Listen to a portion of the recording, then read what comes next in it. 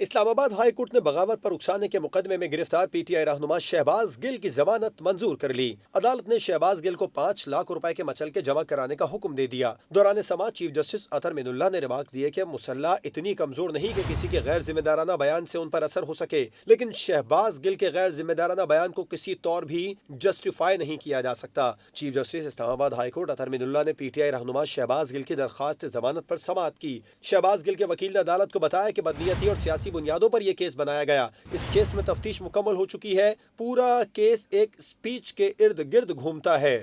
Chief justice اطہر مین اللہ نے remarks دیے کہ آرمڈ فورسز اتنی کمزور نہیں کہ کسی کے غیر ذمہ دارانہ بیان سے ان پر اثر ہو، لیکن شہباز گل کے غیر ذمہ دارانہ بیان کو کسی طور بھی جسٹیفائی نہیں کیا جا سکتا۔ کیا بغاوت کا مقدمہ درج کرنے سے پہلے حکومت کی اجازت لی گئی تھی؟ جس پر سلمان صفدر ایڈوکیٹ نے عدالت کو بتایا کہ اجازت نہیں لی گئی تھی، جبکہ اسپیشل پروسیکیوٹر راجہ رضوان عباسی نے عدالت کو بتایا کہ اجازت لی گئی تھی۔